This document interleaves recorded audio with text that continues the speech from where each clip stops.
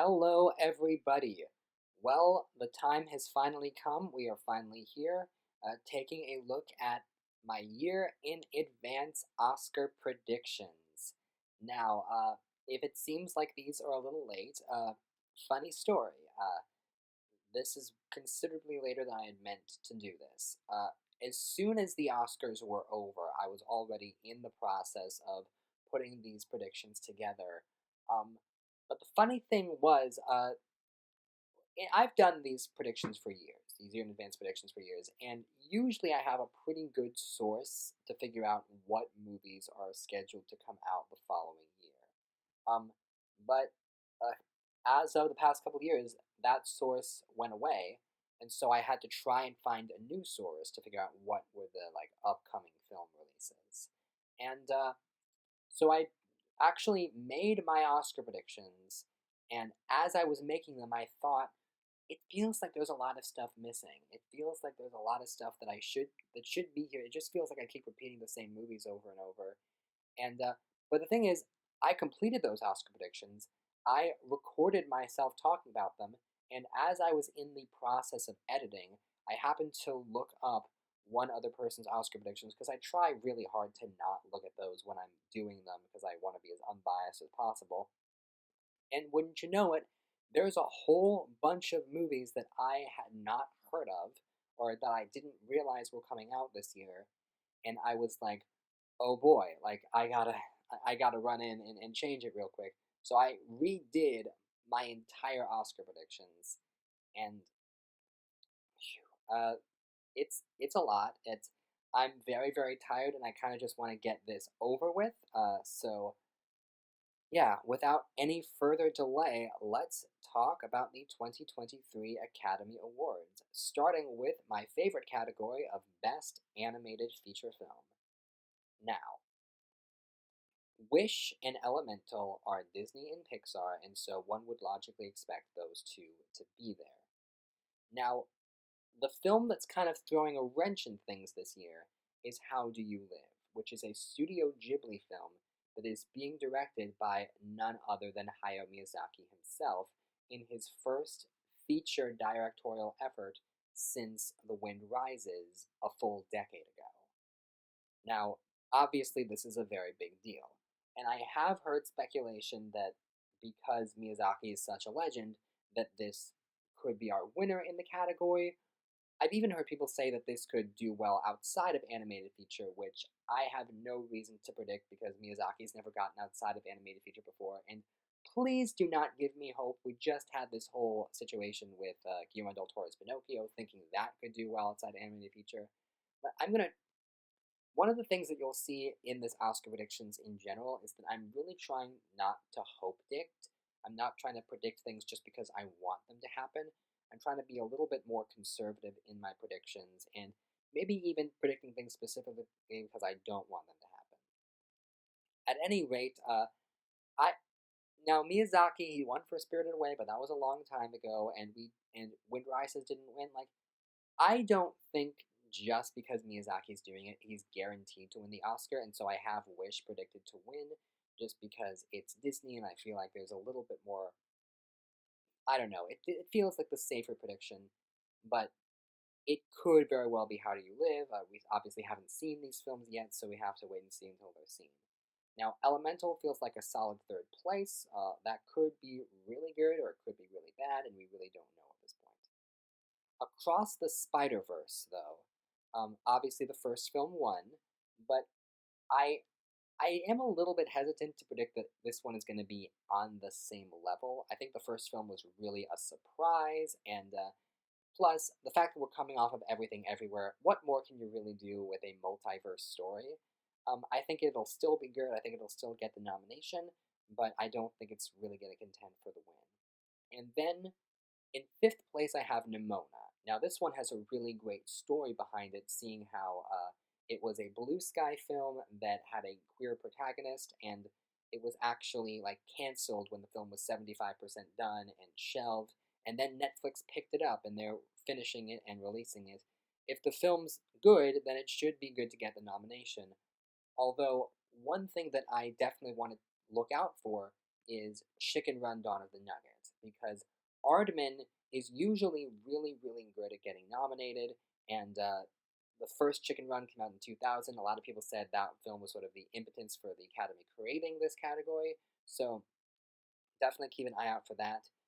As for Teenage Mutant Ninja Turtles and Super Mario Brothers, I think both of them will be hits, but they're both based on really well-established pre-existing IP. So, and that's usually a bit of a detractor when it comes to getting nominated. Ruby Gillman is DreamWorks, maybe it'll be good, and Migration is Illumination, probably not. That's really all I have to say about animated feature, but this is shaping up to be a really interesting year for this category. Moving on to Best Sound. Okay, so this is where I'm going to start to talk about a lot of the movies that you're going to see pop up multiple times over the course of this Oscar brackets. I'm just sort of going to address them now. Oppenheimer, Christopher Nolan, about the creation of the atomic bomb. Beatty with a big cast.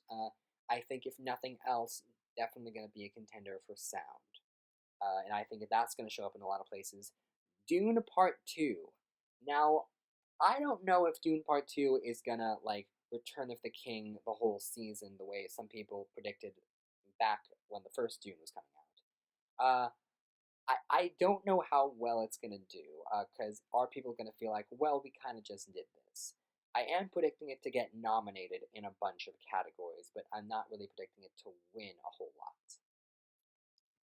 Killers of the Flower Moon, Martin Scorsese, expected to do well across the board. Indiana Jones, we usually have one non-Best Picture contender in the sound category, and that would make sense here. And then Maestro, a music-based film with Bradley Cooper as the composer. So all of these make sense for sound, and I think with the exception of Indiana Jones, all of them I'm expecting to do well across the board. The Color Purple is interesting because that one is, of course, a musical, and musicals have a tendency to do well, although it is tricky. I don't know how well the film overall is going to be embraced, but it's right there. The Book of Clarence. Now, this is one that I don't know if a lot of other people are predicting, but I've got my hopes up about this one. It's directed by James Samuel, who directed The Harder They Fall, and that film was a pretty moderately sized hit, and I think his follow-up is something set during religious times. It seems like something that has the potential to be hard-hitting, and something that has potential to be fun and impactful, and I just think that, I don't know, I think James Samuel's last film really, like, set it up for the sophomore effort to be something bigger and grander and get more attention. It's just sort of a gut feeling I have. I think this movie is going to be a big deal, but I'm not 100% sure. The Killer is Michael Fassbender stars, but David Fincher directs, and David Fincher, pretty well liked with the Academy overall, and I think this is going to be good. Honestly, the only reason I'm kind of doubting it across the board is because there's another movie called Killers of the Flower Moon, and is the Academy really going to reward two movies with a killing in the name, so to speak?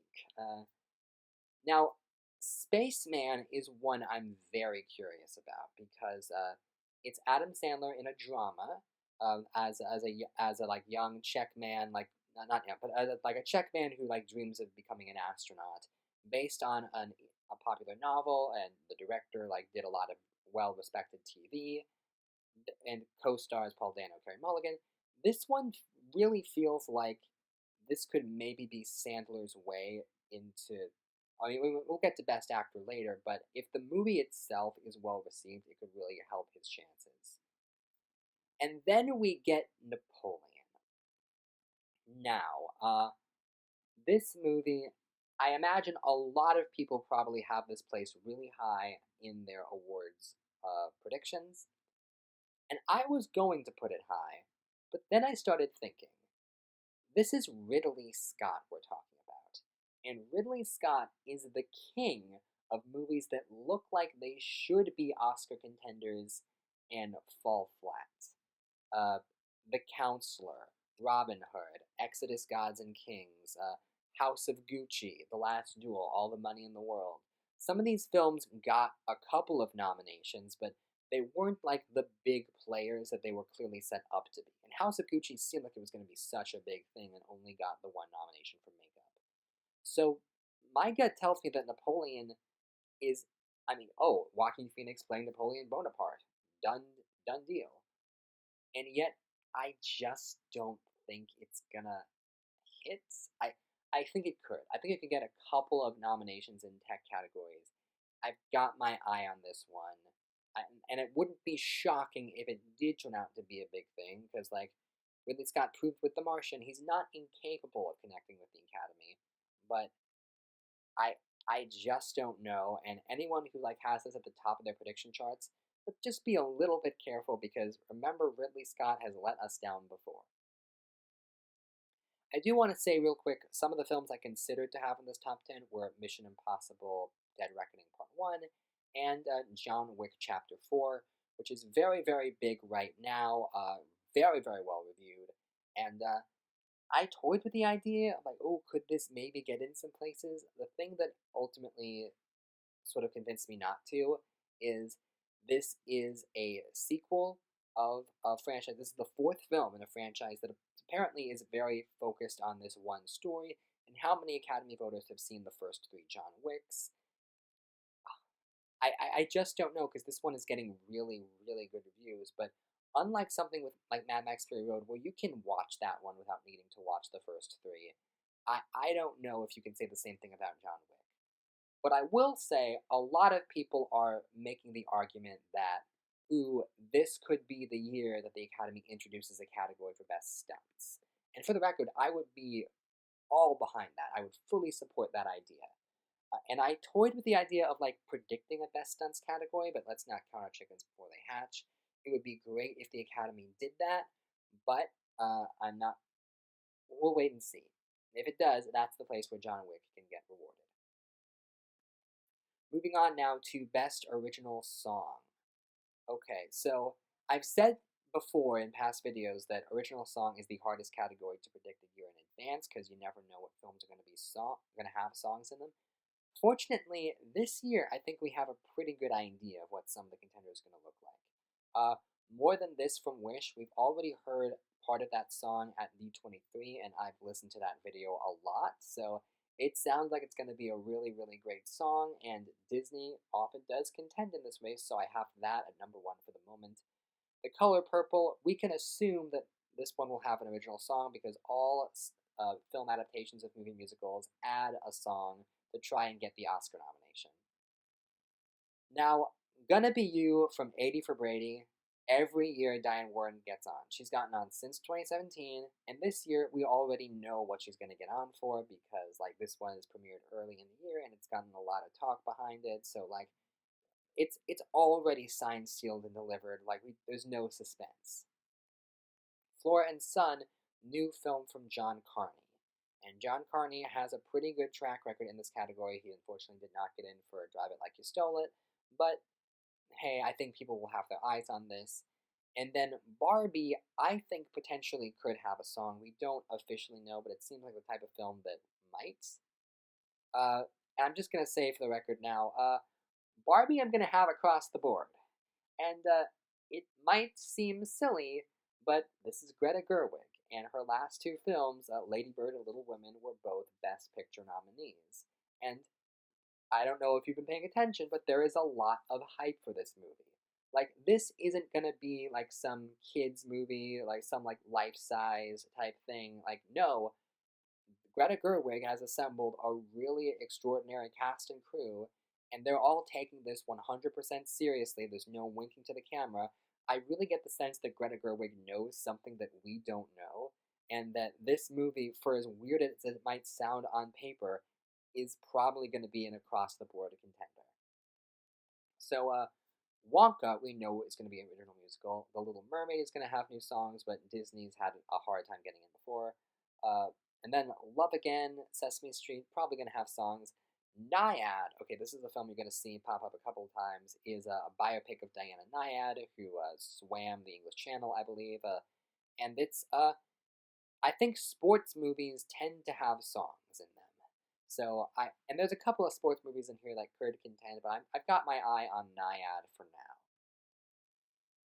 So I actually feel surprisingly confident about original song this year. So let's move on to original score. Okay, Oppenheimer, I believe Ludwig Göransson, who won for Black Panther. Dune Part 2, Hans Zimmer again. Barbie, I think it's Desplat doing the score. And then, okay, I'm not going to name the composer for all of them, but these are just films that, based on the pedigree, obviously we haven't heard a note of music from any of these so far, but based on pedigree, I expect them to contend. Now, Indiana Jones, we know that it's John Williams, and we know that the Academy is going to nominate John Williams for everything. The reason I don't have it in my top 5 is some of you may remember that after Star Wars The Rise of Skywalker, they changed the rules that a film has to have a certain amount of original music in it in order to contend. And I don't know if Indiana Jones 5 is gonna meet that requirement. I mean, John Williams could be like, "Oh, I've got to make sure I meet that requirement so I get the nomination." I'm basically just not sure if it's gonna qualify, but if it qualifies, then definitely expect it to get nominated. Foe. This is an interesting film, directed by Garth Davis, starring Paul Mescal and Saoirse Ronan, and I think based on a well-respected novel. Now, Garth Davis, he directed Lion, which was a big hit at the Oscars. Then his follow-up film was Mary Magdalene, which kind of fizzled out and disappeared because it was coming out the same time as the collapse of the Weinstein Company. So that one sort of got buried by history. But yeah, I still think Garth Davis is a talented director, and if this is his return, I think this could potentially be a big film. Now, another one I'm paying attention to is May December, which stars Julianne Moore and Natalie Portman, and it is a Todd Haynes film. Todd Haynes, sometimes he hits with Carol, and sometimes he misses with Wonderstruck, but the cast is promising, so I've got my eye on this one. Oh, and one quick thing before we move on. I really toyed with putting Elemental in the top 10 just because Thomas Newman is so overdue for an Oscar, it's not even funny. But I ultimately didn't because for that to happen, Elemental would need to be in the conversation to win animated feature, and I don't think that's going to happen. I think it's going to be a great score, but like again, I'm really trying not to hope dick this year. Like maybe Elemental will be really good, and then it can still happen. But I mean, Soul won score, but not gonna get my hopes up. Thomas Newman is so overdue. But let's move on now to Best Visual Effects. This is the one category where I do have Dune Part 2 winning. No reason to assume it wouldn't. In fact, we're just going to assume now that the Dune movies and the Avatar movies are just going to like trade Oscars back and forth for the next couple of years. Oppenheimer, solid nomination. Indiana Jones. Guardians of the Galaxy. Usually Marvel gets on for one of their movies, and I think Guardians of the Galaxy is probably the most likely. And then Barbie, not knowing the full extent of what's in the movie, I think some of the set extensions and the 2001 parody we saw in the trailer, there's probably going to be some interesting effects in this. Now, Transformers, that franchise used to get nominated a lot, but that franchise has not been around for a while, and a lot of people hate it. Spaceman, I think, has the potential for some really interesting effects. The others I don't really know about. I know with Mission Impossible they like to do a lot of things practical. If Napoleon is an across-the-board contender, then I could see it getting in here, but I don't know how big it's going to be. And there's a lot of there's a lot of like big tentpole blockbusters that I just don't know how many of them are really gonna hit with the Academy. So I'm actually gonna move on now to makeup and hairstyling.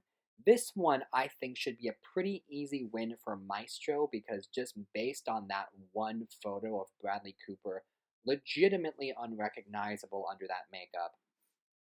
This always happens. There's one person gunning for an Oscar and they're under a whole lot of makeup. And the photo is released and we're like, oh, they're probably winning and the makeup's probably winning too. It's actually a pretty noticeable trend with actors and makeup winning consistently. Uh, but okay, Barbie I think should get on.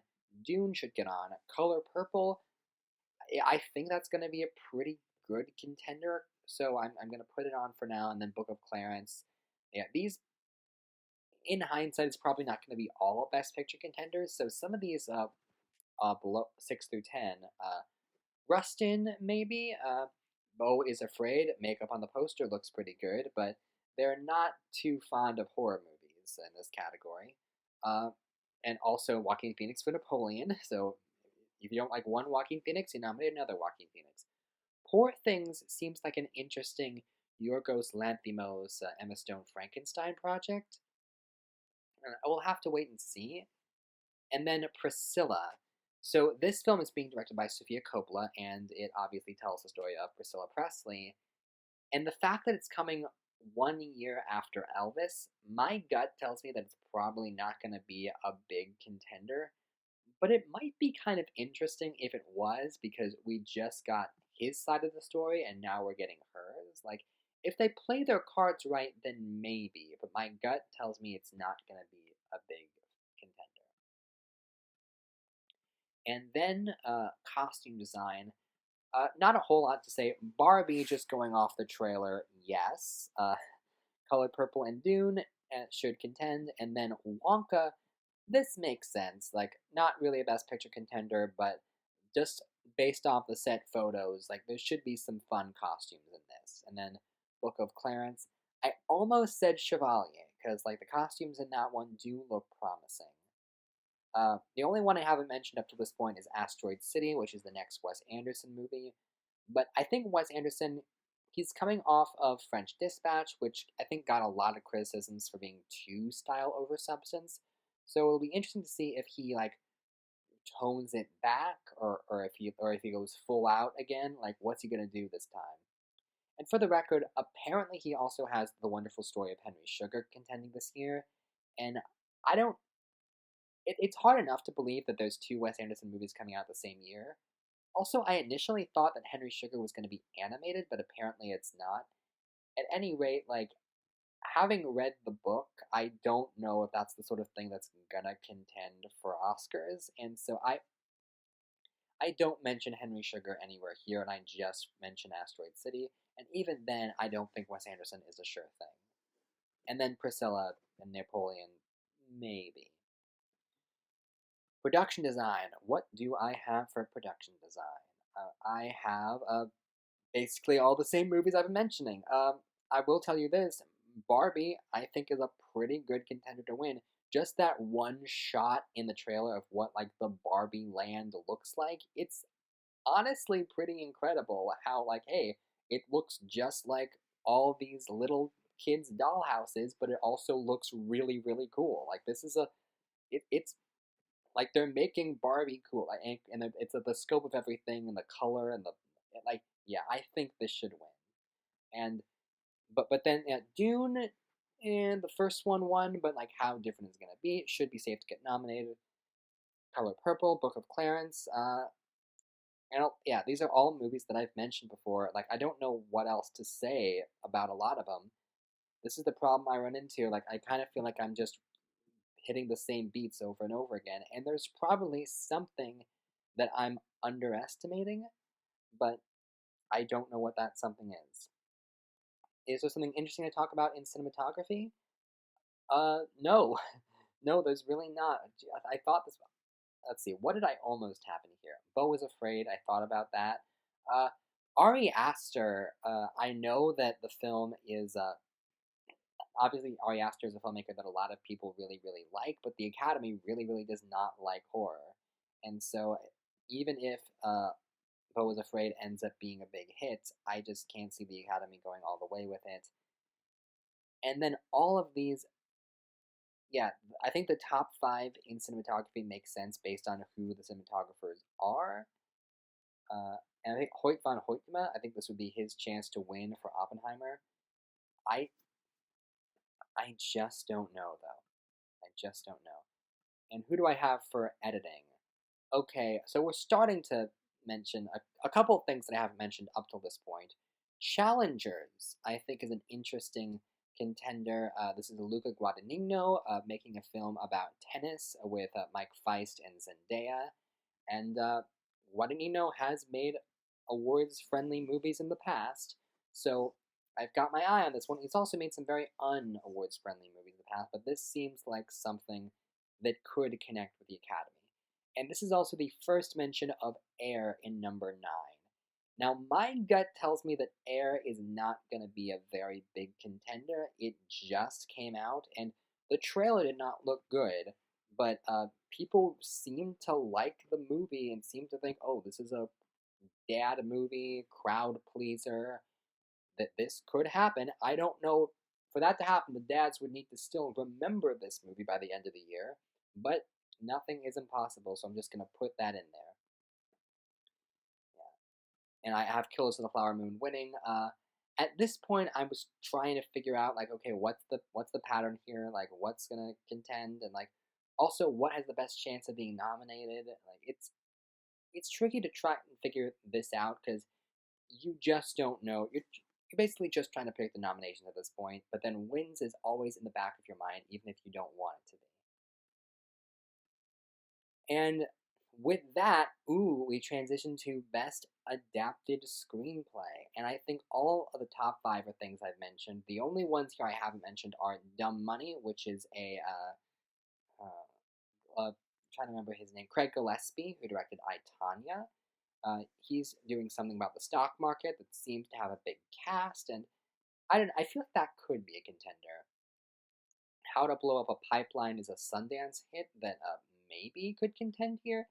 It's always hard to know, and I at the moment I have Killers of the Flower Moon winning, and I have Barbie contending also. I will say, I think this is one of those years where all the main contenders seem to be in adapted, which makes it tricky to figure out original. But before I move to original, I do just want to say, I don't know about Dune Part 2. Obviously, the first one was nominated, but I think the competition might be a little bit more competitive this year, and I don't know, it might be more of a visual spectacle thing.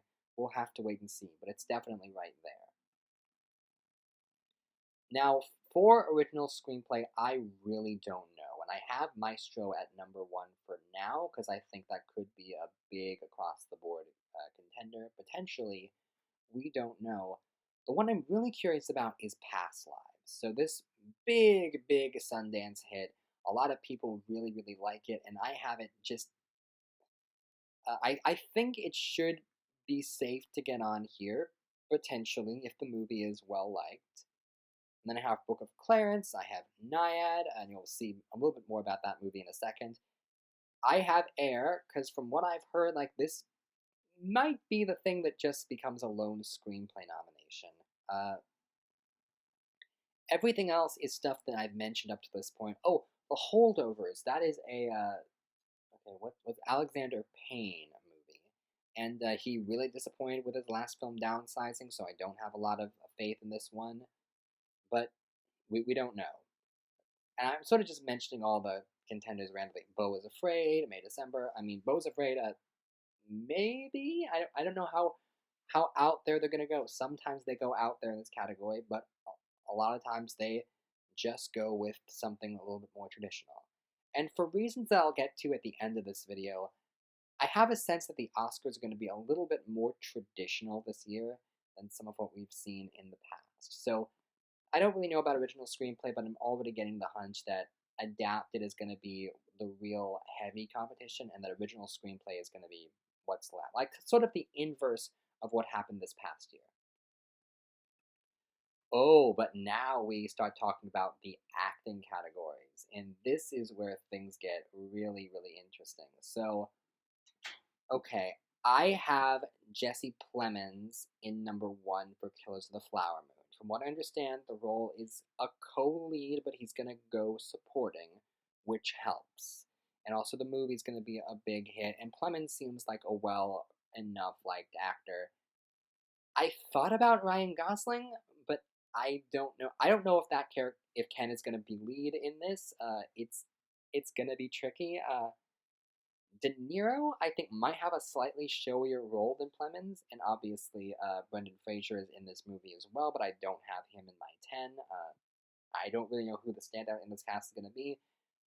Now, I have Robert Downey Jr. getting on for Oppenheimer. That's another movie where just a big, big cast, so many celebrities, and I don't actually know who is going to be the standout of the supporting male actors. My gut says Downey Jr., but I could be wrong.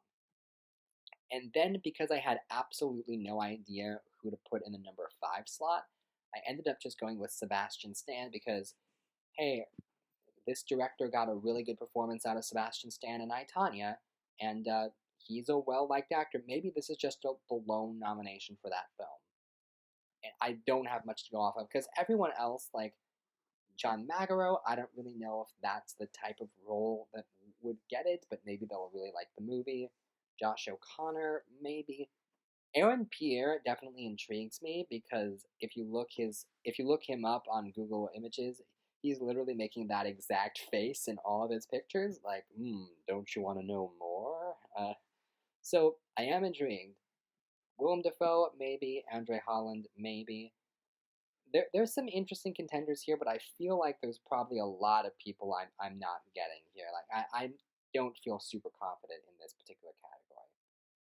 Moving on to Best Supporting Actress, Lily Gladstone for Killers of the Flower Moon is my number 1 because I've heard from people who have read the book that this role is very, very Beatty, and I think she's going to stand out amongst the other characters. She's an actress who's sort of been an up-and-comer for a while and has been looking for her big breakout role, and this seems to be it. Now, in second place, I have Taraji P. Henson for The Color Purple. She's a very well-respected actress. She's been in the industry for a while, nominated for Benjamin Button back in 2008, and I don't know much about the musical version of Color Purple, but I believe she's playing the Oprah Winfrey character, which should net her a lot of attention. And sometimes actors can win or receive nominations for playing a Beatty role in a musical. If they get one big song, that goes a long way. And then Jodie Foster for Nyad. I don't really know how big that role is going to be, but Foster's a very well-respected actress, and I think the film could go all the way. Carey Mulligan for Maestro. I think she's really just helping out the lead player here, but if it's a strong supporting role, it could net Mulligan another nomination. And then Natalie Portman for May December. And I don't actually have May December officially getting nominated for anything else, but I think Portman could potentially nab another nomination for this if the role is Beatty enough. And it seems like the category is going to have room for her. Now, the others, I don't know. I toyed with Emily Blunt because she's going to be, I believe, the female lead in that film and is going to stand out. She's also very overdue for a nomination, but I don't know like how big the role is going to be or how Beatty it's going to be. Tilda Swinton for The Killer, I think, should also, from what I understand, be a very compelling role, but I don't know how well the film is going to do overall. And she, somewhat bafflingly, she has not been nominated since her win in 2007. And I think it's time that changes, but I don't know how big the film is going to be overall.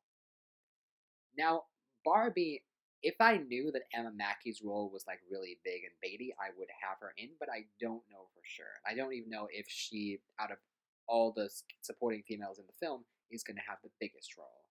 It's just something I don't really know until the film comes out. Audra McDonald for Rustin. It'd be good to get her a nomination if the film is seriously contending. And then Viola Davis for Air. I keep saying if a lot, this whole thing is just one big what if game because we don't know. But from what I understand, like if any of the actors of this movie are getting nominated, it's going to be her. And she obviously is such a legend, and she was kind of rudely passed over for Woman King. So like the Academy might feel like making it up to her this year. So yeah, a lot of really interesting women in contention for supporting actress this year. Let's go on to Best Actor. Oh boy. So, like I said with Best Makeup, This one was kind of called really early on for Bradley Cooper. He's so overdue. feel like everybody agrees he should have won for A Star Is Born, and now, it feels like everybody the whole year was predicting him to win for Licorice Pizza until we realized how small his role was in the film. And so, but now he has a definite lead role in a film he's directing, and there's a photo of him completely unrecognizable, unlike Leo DiCaprio, who New York Times said was unrecognizable. No, like Cooper is actually unrecognizable, and even I'm looking at my predictions now, and it says Bradley Cooper next to that photo, and my brain is like does not compute. Like I've got the wrong picture up, but no, that is Bradley Cooper, and very very baity role in a film he's directing himself. Like he's definitely the odds-on frontrunner. Whether he stays the frontrunner the whole season long, I don't really know, but you can't deny at this point that he's going into this season like, come on, it's gonna happen, it's gonna happen. And if you gave Gary Oldman an Oscar because he was overdue when he played dress up, then why can't we give Bradley Cooper an Oscar? Come on, he's earned it by now. DiCaprio should be safe for a nomination. He gets nominated pretty frequently. Colman Domingo, I feel like he's kind of been overdue the past couple of years. People have really been talking about him for a lot of projects. And then Cillian Murphy, also great actor and potentially with a really, really big, juicy part in Oppenheimer. Now, that fifth slot, it's funny, because my computer has been having issues, I've had to delay recording this video, and for the longest time in that fifth slot, I had Jonathan Majors for Magazine Dreams, because that performance got such great notices out of Sundance. However, in the past few days, Jonathan Majors has been arrested and charged with sexual assault. So I have taken him out of my top 10. What that means, though, is that it's created room for Adam Sandler for Spaceman. Now, this whole project really interests me. It could crash and burn, but if it's well received, this could be it. I feel like, we got Kristen Stewart an Oscar nomination a couple years ago. She's someone who, like Sandler, was branded as a terrible actor, and because of the projects that she was most famous for. But fans of this person know, hey, this person has serious dramatic chops, and in the right role, they can be amazing. And if you've seen Uncut Gems, like you know that Sandler really has it within him to be a great actor, a great dramatic actor, and he got a SAG nomination for Hustle last year. So I feel like people are itching to reward him. If this movie is good, that's the big asterisk right there. If the movie is really good, then this can be his ticket to getting that nomination. Now, outside of that, I think there's also a lot of contenders left in the race. Paul Mescal, Michael Fassbender, T.R.U., Joaquin Phoenix. Phoenix, I specifically want to point out, he is in two big dramatic leading roles in Napoleon and Beau is Afraid, but obviously you can't be nominated for you can't be nominated in the same category for two different movies due to different Academy rules, but I could see a world where support for Beau is Afraid helps him get on for Napoleon, even if the film is not the best received overall. So keep an eye on him. And everyone else, Mescal's very hot right now, and he's popular, haha.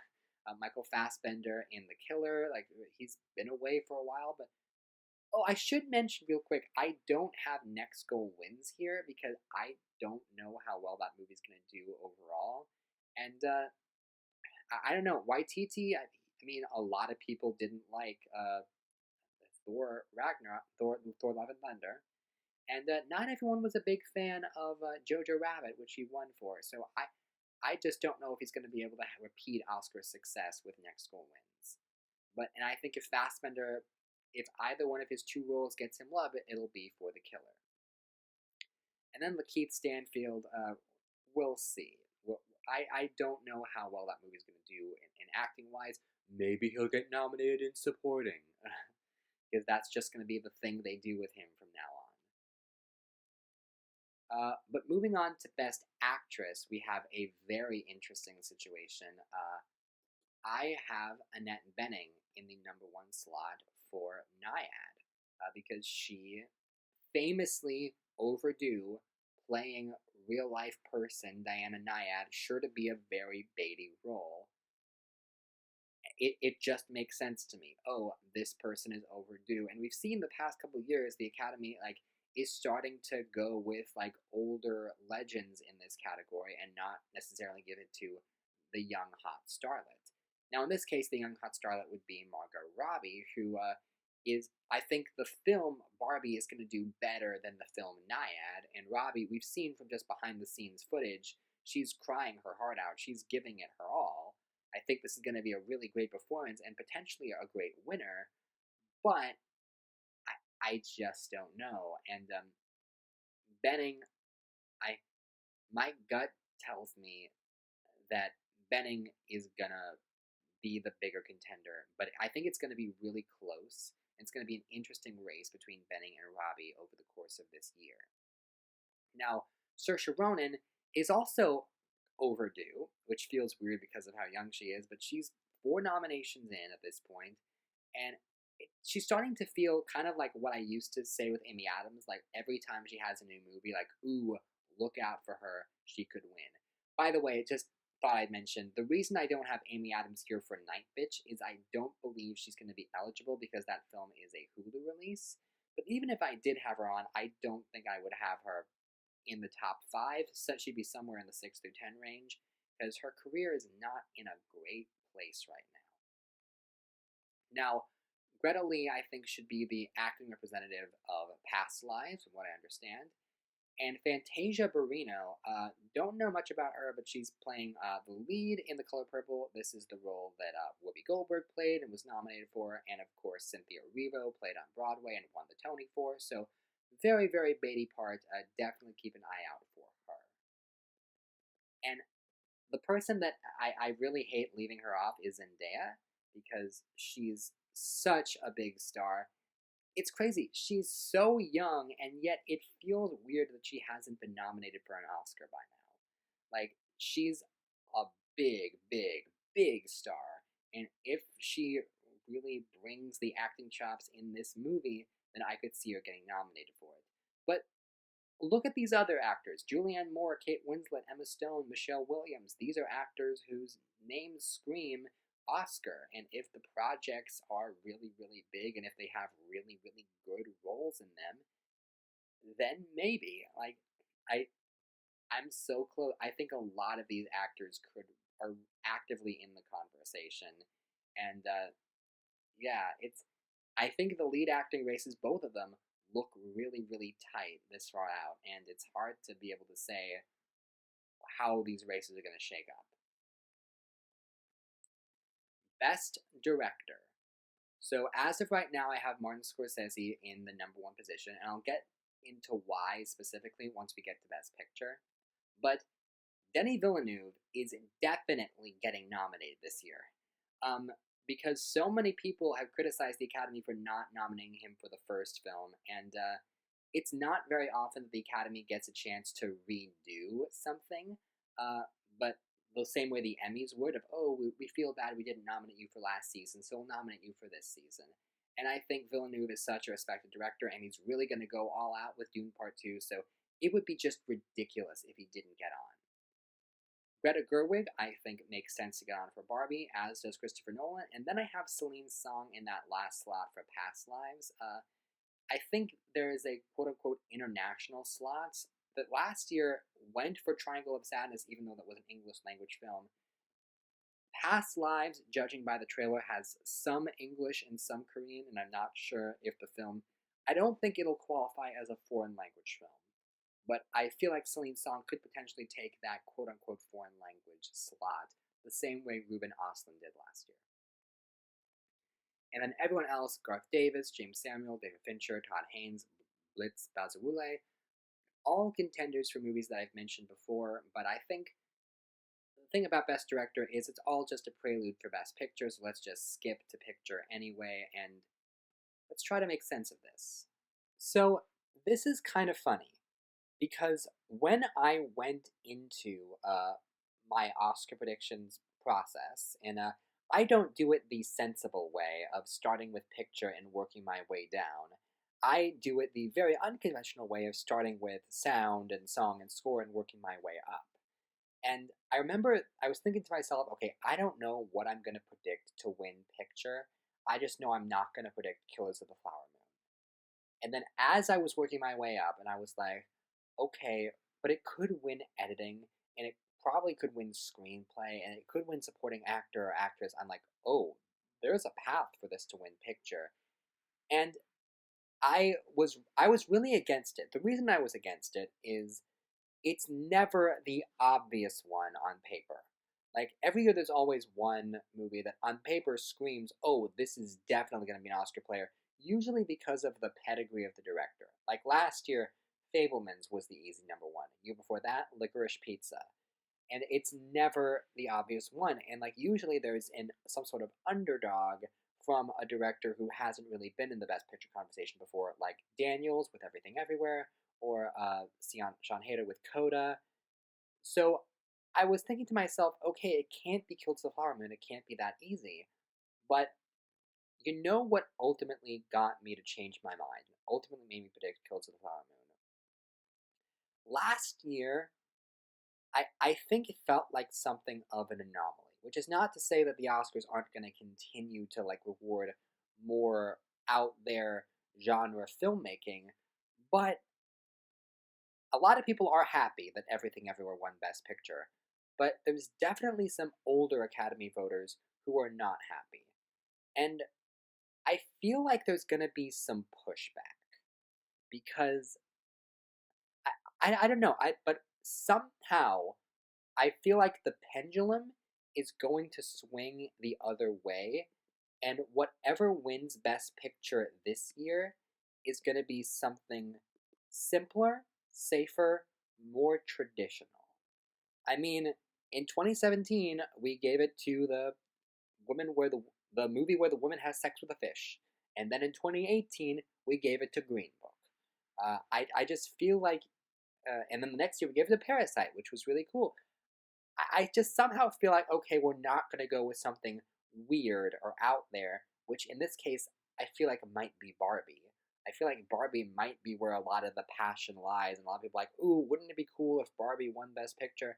But I don't think that's going to happen. I just feel like they're like, let's go with something safer. And I think Killers of the Flower Moon is going to be a good movie. I mean, it's Scorsese. It's based on a really acclaimed novel. And and I don't know how safe it's going to be because it's got killing in the title, but I do feel like, okay, something a little bit more safer, more like traditional Oscar fare after the craziness of last year. This is something we're going to come down to earth. And again, I think the Academy as a whole is moving away from that, but my gut tells me whatever wins Best Picture this year, it's not going to be something crazy and wild and out there. It's going to be something safe and simple. Now, I do think Killed to the Flower Moon and Barbie are both very likely to be nominated, as are Oppenheimer, Dune Part 2, and Past Lives. I think the reception that got at Sundance is very, very strong, and I feel like it's going to go all the way.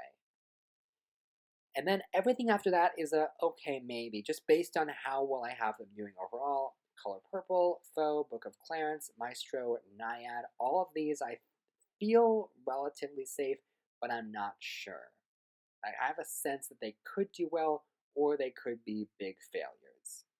And then 11 through 15 are like, I really don't know. Spaceman, it'd be cool if that went all the way, but I don't know.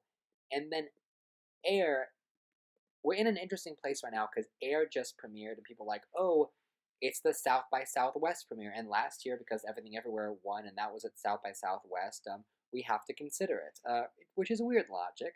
But Air, okay, I don't want to like underestimate the well-liked Dad movie, because last year I significantly underestimated Top Gun Maverick for much of that year. Uh, but it's weird because the trailer is like Matt Damon's like, oh, I think we can create a whole shoe line based on Michael Jordan, and everyone else is like, you're crazy. And that's the whole trailer. Like, that conceit, it barely stretches out to fit the trailer. How are you going to get a whole movie out of that? But apparently people like it. So, I I guess. And there's a lot of other contenders because I'm looking at this and I already know that this is going to be wrong. I already know there's going to be other contenders that come out of nowhere. Like every year since 2018, there's been one non English language film in the race. But I feel like we don't really know what that's going to be. Because from an American perspective, we don't know what the big international feature contender is until it has its festival premiere and people react to it. And I should also mention there's so many movies here that I just don't know about. Like, okay, what's the one with Anthony Hopkins? One Life. Maybe. There's that one with Kate Winslet. Lee. Maybe. There's there's a movie that Jeff Nichols is making, The Bike Riders. Like, they're all like on the precipice of maybe they could be something, but I just don't know, and I don't just because something sounds vaguely Oscar-y on paper, like you gotta be a little bit careful. Because there's a lot of Oscar-y movies that sound baity on paper that don't come to fruition. I remember last year, this time, when I posted my prediction video, people were like, oh, why don't you have Armageddon Time? Or why don't you have Bardo? And in both of those cases, I was right. But there were also big movies that I was leaving off too. And there's one film, I forget the title, but it's directed by Edward Berger, who did All Quiet, and it's his English language debut, and I think Ray Fiennes is in it. And I imagine a lot of people are going to have it, but I just don't know. I just don't know if it's going to translate the right way. And also, to be fair, I don't know if it's coming out this year. There's a lot of movies that people have on their Oscar prediction stuff that gets pushed, that gets delayed. And I don't know. There's another movie, Blitz, by Steve McQueen. Very, very baity on paper, and I should have it here, except I don't know if it's coming out this year. And the fact that it hasn't finished filming yet is usually a sign that it's not ready and they're going to take another year to get it ready. So, as of right now, these are my Oscar predictions, and they're definitely going to change over the course of the year. But I think I have a pretty good understanding of what it's going to be. And I always try my best to not look at other people's predictions and not copy them because I want to come up with my own like ideas of what I think is going to happen. So, yeah, I don't always do a great job at these, but I like doing these. I like trying to guess and like trying to figure them out. But usually when I do this, I'm also pretty tired because of the previous Oscar season, and I just don't know where things are going to go from here. So I don't know. At any rate, it looks like we're going to get some really interesting movies coming out this year. So I'm definitely looking forward to that. And I will say about this YouTube channel, I don't know if I'm going to be posting much on here other than Oscar predictions this upcoming year.